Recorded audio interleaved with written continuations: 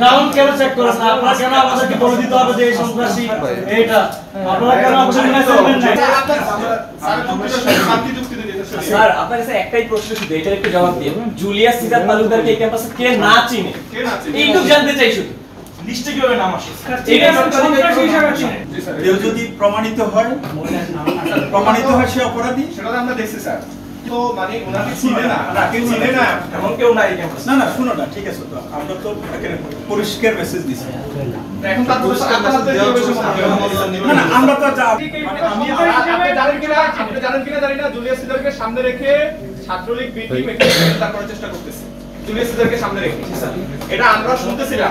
না বিষয়টা হচ্ছে যাদেরকে মানুষ চিনবে না এদের ব্যাপারে আমরা করি, কিন্তু জুলিয়াস সিজারের মতো সে হচ্ছে স্যার তার একটা ওই যে আপনারা জানেন যে ঢাকা বিশ্ববিদ্যালয় শিক্ষার্থী সংসদ বা নিরাপত্তা মঞ্চ, তারা তো সবাই চিনে। এখন তার নিরাপত্তা মঞ্চ তার হাতে ওই সময় পাইছে, তার নামে মামলা, যে এই মামলা থেকে খারিজ হলো, সে তো আমাদের উপর হামলার মামলা থেকে খারিজ না, আমরা তো তাকে মাফ করি নাই। সে গত ডাকসুর পরে আমাদের উপর হামলা করছে, আমরা সে হামলার শিকার। আমি এর মধ্যে প্রার্থী ফরিদ আর এসে তার বিরুদ্ধে নির্বাচন করার কারণে তার থাপ্পড়ে তার কাম করতে মানা করে দিয়েছে। এটা স্যার 19 সালে ডাকসুর পর আমরা এই সবাই সব দল এইরকম সব আমরা অবাক হচ্ছি স্যার। এটা আমরা তো মনে করছি এরা আমাদের না। আমরা তো বারবার বলতেছি আমরা জুলিয়াস সিজারকে সাথে না, এটা তো আমরা বুঝতেছি না। স্যার আপনারা কি একবারও আমাদের দাবি হচ্ছে স্যার তার প্রার্থীতা এখনই বাতিল করতে স্যার। আপনি এখনই না আমরা তার প্রার্থীতা বাতিল করার সময় আমরা শুনুন স্যার এটা মানে নিতে পারবো না। স্যার ও ভিকটিম, ও ভিকটিম। আমি তো বলতেছি আমরা তো যেহেতু ঘোষণা করে আছে না, এটা কলঙ্কিত করতে চান স্যার আমরা। স্যার আপনি একটা আজকের মধ্যে আপনি এটা হয়তো স্যার কাগজপত্রের বিষয় আছে, আনুষ্ঠানিক ব্যাপার আছে, কিন্তু স্যার আপনি এখন ঘোষণা দিবেন, নিশ্চয়তা দিবেন স্যার। আপনি যে বলতেছেন যে আপনি জুলিয়াস সিজার তালুকদারকে চিনতেন না, নট লাইক আপনি শুধু এই টিমে আছেন, এই টিমে অনেকেই আছে। আমি স্টিল মাইনা নিলাম যে কেউ চিনেন না, কিন্তু সমস্যাটা কই আপনাকে আমি বলি। সমস্যাটা এই জায়গায় যে আপনি আইনের আলাপ দিচ্ছেন, যে হচ্ছে কি সে যেহেতু মামলায় নাই, যেহেতু না তালিকায় নাম আসছে, তার মানে তার নিয়ে আমরা কোনো সমস্যা পাই নাই। কিন্তু এখানে প্রশ্নটা যেটা স্যার আসে এটা হচ্ছে ইন্টেন্টেড। এই ক্যাম্পাসে এমন কোন স্টুডেন্ট নাই যে জুলিয়াস সিজার তালুকদারকে সন্ত্রাসী হিসেবে না চিনে।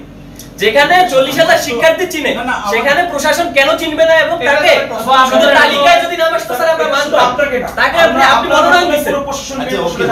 এত বড় সন্ত্রাসী তার নামটা হল থেকে কিভাবে আসলো স্যার?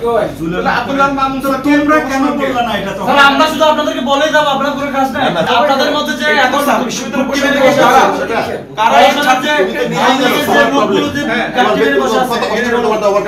আমরা তো স্যার এই জন্য আফসোস করতেছি, আমরা আপনাদের পেছনে এত কষ্ট করতেছি, ওর নিজের প্রবলেম কত কষ্ট ওভারকাম করা হয়েছে, তাহলে তার মতো লোক কিভাবে এখানে এসে ভোটার হয়? আবার কিভাবে তার মানে স্যার আবার আরেকটা প্রশ্ন স্যার, ওটা হচ্ছে বিশ্ববিদ্যালয়ের রেজিস্ট্রার, অ্যাডমিশন অফিস, তারপরে হচ্ছে ভর্তি অফিস, তারা এটা ডিল করে। তাদেরকে আমরা বারবার বলছি, সময় দিছি। আমরা 20 তারিখ থেকে 29 তারিখ পর্যন্ত সময় দিচ্ছি, মানে এই যে 28 তারিখ পর্যন্ত সময় দিচ্ছি, যে এর ভিতরে যারা অযোগ্য তাদেরকে বাদ দিয়া খসড়া দেন। তারা বাদ দিয়ে যতটুকু পারছে খসড়া দিছে। খসড়া দেওয়ার পরে আমরা আবার 11 তারিখ পর্যন্ত সময় দিলাম যে এই তালিকা ঝুলান, এই তালিকা ঝুলান, এই তালিকা ঝুলান। এখানে আপত্তি এর পরেও কালকে রাত্রে আমি এখান থেকে 9টা 9:30 উঠার সময় আবার একটা নোটিশ করে গেছি।